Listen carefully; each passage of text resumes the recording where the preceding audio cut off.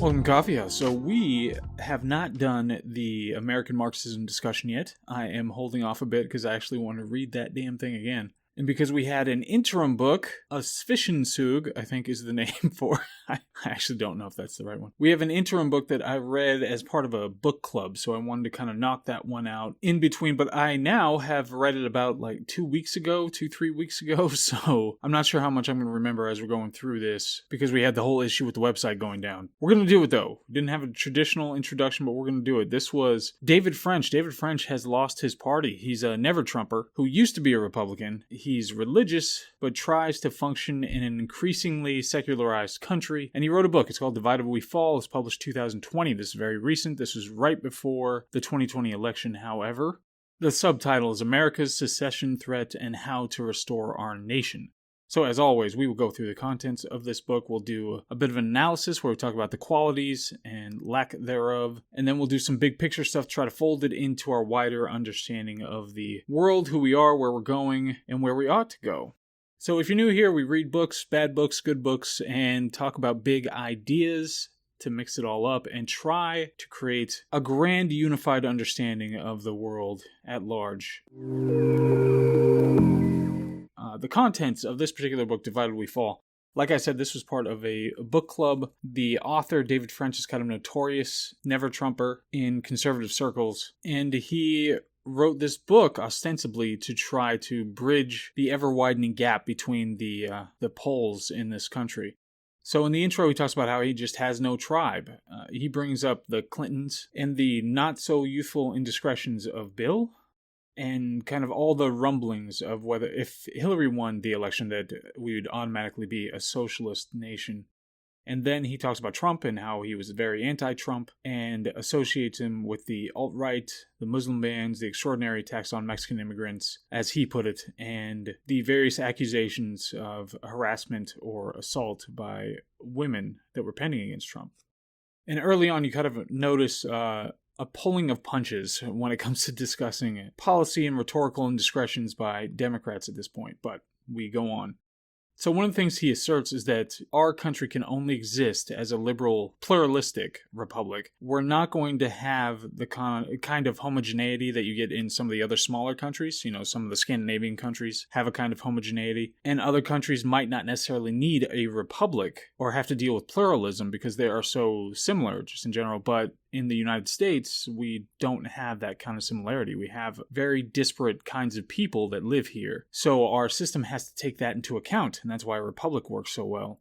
And kind of the framing of it, and I think this is maybe kind of the perfect framing of what the country ought to be, but it's rights-bearing individuals who can fashion and pursue for themselves their own version of the good life, a limited government that secures those rights, and free speech being essential as an ingredient in that whole situation. So, rights-bearing individuals, that's kind of the smallest atom that needs to be a part of this liberal, pluralistic republic. And the limited government, that's its role is simply to secure those rights. So now we go into one of the major themes that animates much of what he has to say, and that's specifically about a burgeoning inclination towards civil war. So one of the things that he'll do is he'll kind of look at what happened before and how that led to a civil war and how that could potentially happen today. So he says that the mutual contempt in general is an important factor for leading up to a civil war. And a lot of the major factors that he talks about when it comes to mutual contempt are things that are simply unbridgeable. So things that end up being walls between groups. In, our past, we had the issue of slavery. And he brings up the Nat Turner Rebellion and the ever-growing threat of slave rebellions that was kind of used as a fear-mongering tactic, apparently as he says, at the time. And this was despite the fact that Lincoln, as close to the Civil War as 1860, was still saying that he was not inclined to abolish slavery, and yet we still ended up in a Civil War. And then one of the major reasons or foundational situations that led to it is the geographical separation, that you had two geographies that were separated enough that they could grow apart enough to lead to a civil war. So today you have much of the same situation where people believe that they're under threat from the other side. They're angrier at domestic perceived threats than at foreign dictators. So the foreign threats are not as significant to people nowadays as the domestic ones, which is, of course, of grave concern.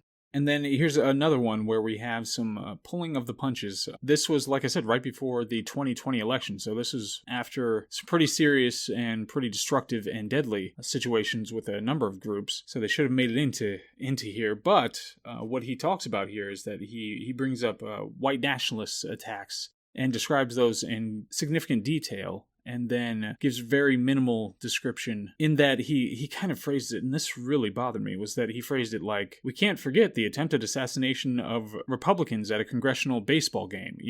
We can't forget it. It's there. It's one of those things, like I said, when it came to the other ones, the ones on the other side that are ostensibly on the right, it was very specific descriptions and there were multiple examples, but on the other side, he didn't go into details about, say the shooting in Dallas of the police officers.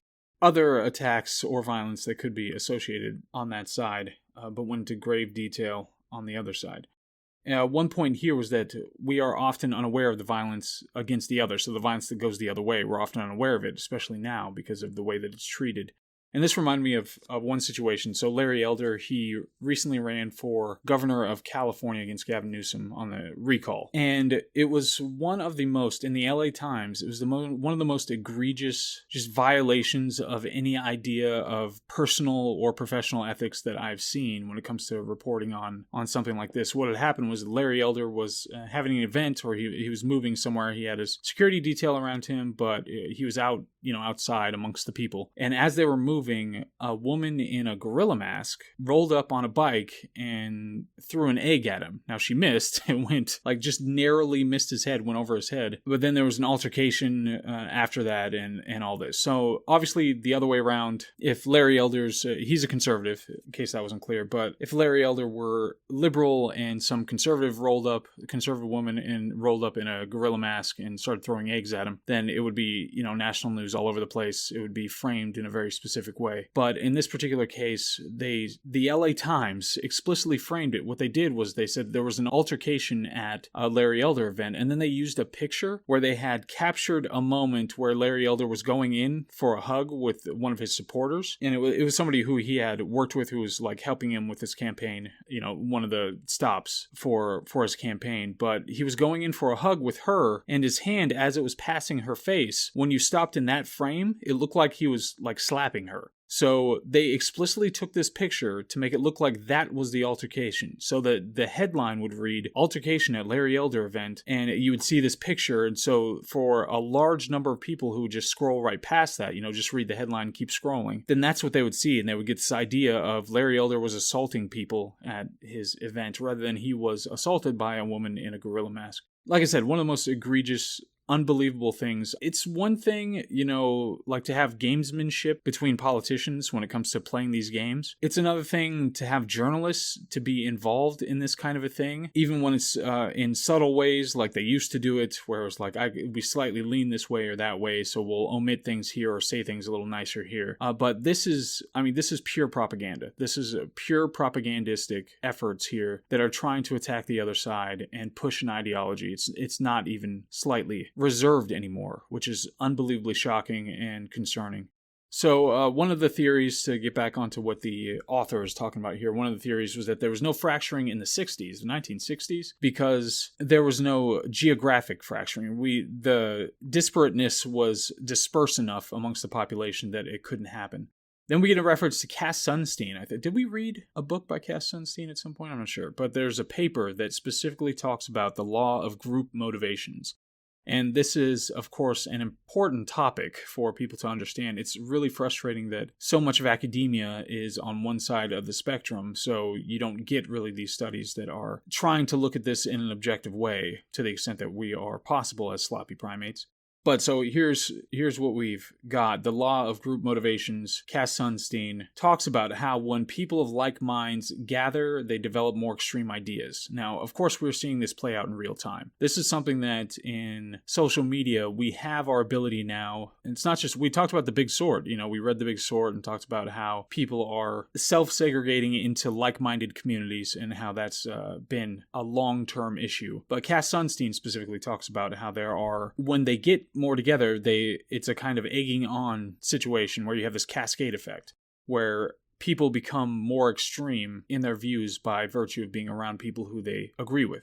This could be a function, obviously, of just the one-upsmanship of people in general. And so you have to make yourself stand out. You have to make yourself an individual within a group. And so you just kind of push it a little more and a little more and a little more. But the problem is that when you have social media, you can have tens of thousands, if not millions of people who are egging each other on in these very, like, humanity-neutral ways of interacting, just via text or whatever, or in ways that have a video that has this static interaction. And that's the way you have to interact with people. And those things, when you're able to cultivate completely the community that you interact with, if you don't want people who question you or press you or try to bring in outside ideas, then you can completely exclude them from your online community.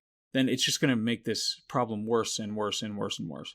One thing he said was that, I think Sunstein said, was that the cascade effect is, the way that it has happened recently is that both sides are growing extreme at the same rate. I mean, that's something that would likely objectively just be ridiculous that they happen to be growing at the same rate, but that's not something that was reflected in the Hidden Tribes study that we talked about a long time ago. It's actually that the left is leaving behind many of the people who are in the center here, and they're growing more extreme at a much quicker rate than the right is, which is actually moving closer to the middle. Now, this hasn't necessarily been the case historically. Obviously, it was not that long ago that it was extremists on the right who were trying to get people kicked off of college campuses and censored and not be able to publish books that talked about things that they didn't like. And that's the other way around, only to an nth degree when it comes to the actual politics and what they're trying to accomplish.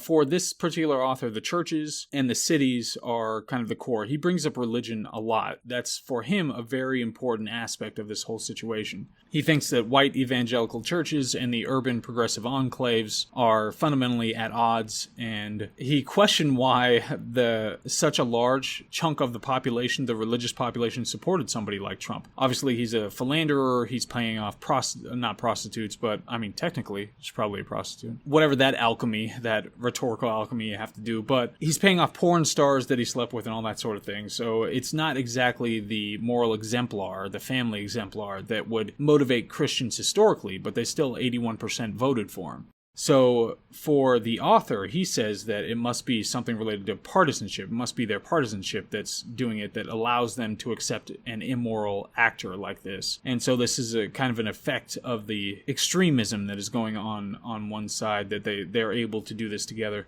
And then there's a bit of a discussion about the way that some different political issues function in this situation and how politics trumps everything and how things go from extreme to mainstream. And this is, I mean, a really important phenomenon that we haven't really seen as much. But whether it goes for sexual liberty and gun rights and other things that were at some point considered extreme positions on this, for him it's like just the free love everywhere and the way the idea of sex and relationships has developed over the last 20 years. And on the other side, gun rights and how those have become more and more entrenched. And again, this is one thing that we see in all of these kinds of kumbaya, let's bring everybody together books, is this false equivalence on either side. There's this kind of childish binary where they say, oh, no, look, we can't ascribe any more blame to one side than the other. And I think this is just completely wrong, especially at this point in history. At other points in history, it might have been the other way around, but especially now, that's a ludicrous contention. But one thing he brings up at the end of this chapter is that, okay, whether, not Chloe, not Kim, not Kendall, who is it? Who is it? Caitlyn Jenner, yes, okay. So whether Caitlyn Jenner is a woman or not, this is something that he brought up. I think it was him who brought it up in a discussion. And they were all getting along and all that stuff, but whether Caitlyn Jenner is a woman or not is one of those things that is simply beyond debate. It's not something where you can find some kind of middle ground on that. So he's saying that is kind of one of those breakage situations where you can't get around that. And there might be other issues like that, and what are you supposed to do about it? And he brings up here the Overton window when it comes to gay marriage and how gay marriage went from something that's way outside. Remember, Donald Trump was the first president in history that went into office accepting gay marriage, saying that gay marriage was fine and great and something should be supported. Barack Obama went into office saying that marriage was traditional and should be between a man and a woman. So the shift of the window has been extraordinary. It's been unbelievable. It wasn't long ago that things like DOMA were passed, the Defense of Marriage Act. And now the discussion has completely shifted. It's so far from where it was. It's shocking. And then we have, he goes to guns. This is usually kind of the dichotomy. Whenever it's on the right, he talks about guns. But when it comes to that, I mean, there are so many things that are just a massive disconnect between people. So he brings up the Parkland shooting and how the framing is, between people who want kids dead versus people who don't want kids dead. And how kids today, 81% will say that speech can be violence. I mean, that is a completely delusional position. And 81% of younger people say that that's perfectly fine. And that you can use violence to stop speech because you consider it violence. It's not 81% on that point, but still it's a large number of them. And then there are other issues that are brought up here. One of the things that he brought up is that free speech was cracked down in the slavery South. One of the things that they did to try to preserve that institution of slavery was they tried to crack down on free speech, not let people make the kinds of arguments that would undermine that institution. So it's really important to still have that free speech, that ability to challenge those kinds of things. And then some discussion about racism, how being anti-white can't be racism, which is this weird patronizing thing where they try to define discrimination as discrimination plus power, saying that's the definition. So therefore, I mean, that definition itself is so unbelievably ridiculous. Trying to define power in such a narrow way that you would say that black people do not have it, whether they are appointed Attorney General of the United States or become President of the United States or just own a business or entrepreneur or make all sorts of important decisions over the course of their lives, but they don't have power because of their skin. That's ludicrously patronizing and ridiculous and infantilizing. But this is the kind of way that they try to get around it. For his example, he says that, okay, when you're on the New York Times board, then you have some kind of power in this country, and it's ridiculous to say otherwise. And that we have to reject unhealthy inclinations to generalize. Now, one of the big things that he does in this book is that he creates these two scenarios to say that this is how, if we were going to have a civil war at this point in our history, that this is how it would happen. And he does it on both sides. And this was actually kind of a really interesting thought exercise that I thought seemed pretty believable, accurate, and doable. Something that could legitimately happen. And obviously, it's easy to hyperbolize, but even just, I remember being in a book club where we were reading fiction books, but one of the people there, he was from a formerly communist country, and he was worried about Donald Trump. He was really worried that he was going to take powers, that were untoward and start instituting these kind of authoritarian measures. And I kept saying that's ludicrous. We have so many safeguards in place all over the place that it's just not going to happen. We have a republic. We have, 3 branches of government. We have these checks and balances, just not going to happen. And the guy got legitimately mad at me and emotional about it. And we almost came to blows over this discussion. Because I knew what Trump was and what he was likely to do or not do. I knew what his inclination was, as far as somebody can know that. And I was like, there's no way on earth this guy does it. But, of course, now I am somewhat eating my words as you have this kind of threat on the other side, where I'm not actually sure that the institutions will hold. And the scenarios that were painted out here, he did it on one side that was based on abortion, where a number of conservative states just outlawed abortion. So California wanted to secede and be able to do whatever they wanted, when it came to abortion. And then on the other side, it was gun rights, where something had happened. So they said, we're banning all guns federally. And so Texas wanted to secede. And then you have a civil war that resulted from that. And kind of the way it happened, the way it was laid out, just seemed very believable on both sides. But so from what I'm seeing now, it does seem like a lot of our institutions are failing. We have in the House and the Senate, in our Congress right now, it is very, very partisan. It's one side versus the other when it comes to virtually every vote. We've only got 2 senators right now standing in the way of a monopoly on government power right now. And that's extremely concerning because there are some extreme things that are trying to be done on one side. And I think most of it has to do, the gravest concern about it is the merger between these large tech companies and governance. I mean, that's the big idea, is that when it comes to everything that's related to COVID and lockdowns and what medical misinformation is and all that sort of thing, you have these rules that not only just don't make sense, but they're arbitrary and tyrannical, where they would say, like, certain things that the CDC said at a certain point won't be allowed on things like YouTube, you can't allow them, and things that are patently obvious, like breakthrough cases in Israel, something that's extremely obvious and can't be denied by anybody anywhere. Those kinds of things, because they might promote vaccine hesitancy, those are being suppressed on a lot of these tech companies. And you have Jen Psaki herself, the press secretary for Biden, explicitly saying that we are working with Facebook. We are working directly with a company, a social media company, to try to suppress speech that goes against what we believe to be the correct, right think on these issues. And you have professionals all over the place who are rejecting a lot of these things and trying to question the conclusions, especially when it comes to the doctor-in-chief, Anthony Fauci, and the CDC and the WHO, and the conclusions that have been descended from on high from these institutions that have been proven completely wrong and sometimes extremely bad for everybody. They are still enforced and disseminated with the same vigor as a papal decree, as something from the Lord himself. So that's something that is extremely concerning in our current situation.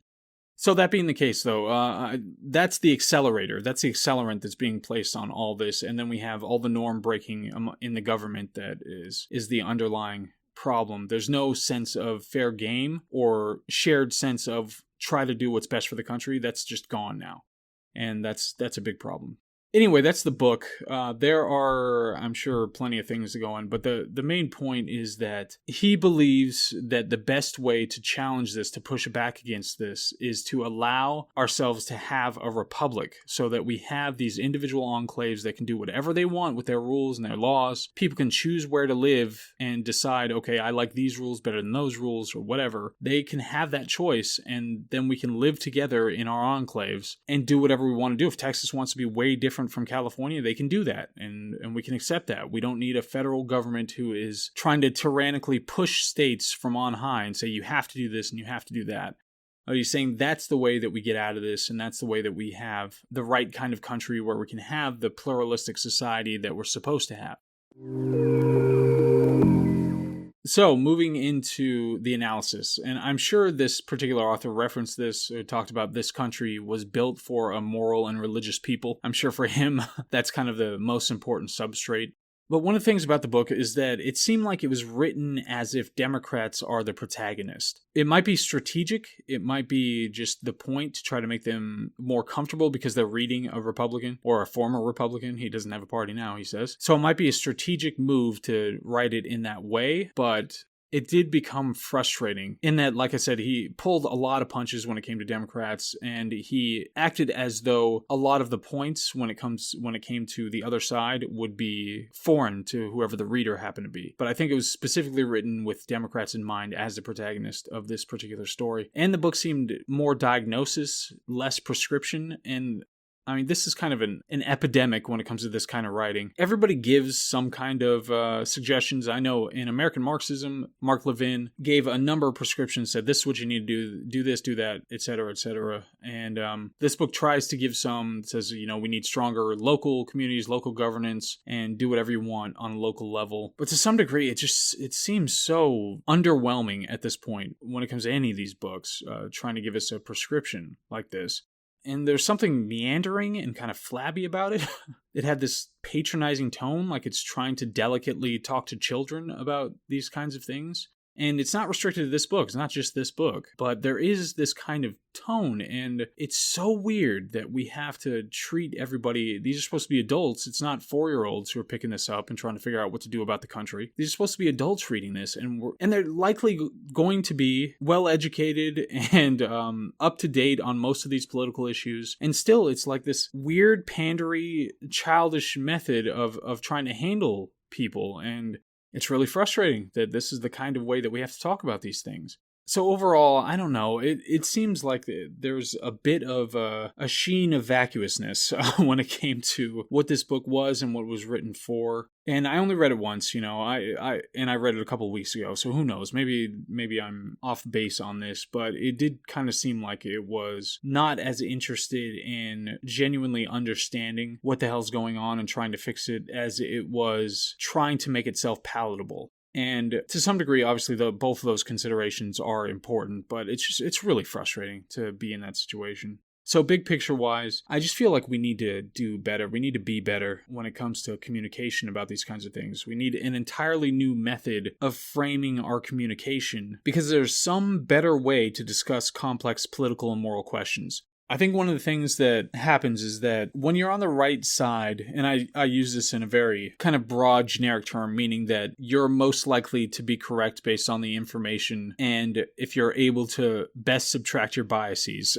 So if you're on the right side of a political issue, these questions and answers are so unbelievably complex. It's a coping mechanism that we use to try to be able to communicate about them. And that's the problem. If you're trying to communicate about the price of bananas at your local grocery store, then there's a way that you can get to the kind of clear empirical communication that we've talked about before, where it's a one-to-one-to-one. It's just, here are the reference. There might be some spillage on either side when it comes to describing these things, because bananas themselves, how ripe are they? What size are they? All that, how many come in a bushel or whatever, in a bunch. But when it comes to any political issue you could possibly think of, whether it's who you should nominate for local dog catcher or anything else, it's so complex that we have to use these incredibly pathetic heuristics to try to break it down into something that's even remotely bite-sized for us to be able to talk about it and feel good about it, because that's so much of what we are. So we talked about archetypal communication before, where you have these prepackaged things, it's like the idea of a mother, the idea of a community or a church or something like that. There are a bunch of prepackaged things that come along with those ideas. The idea of the hero's journey or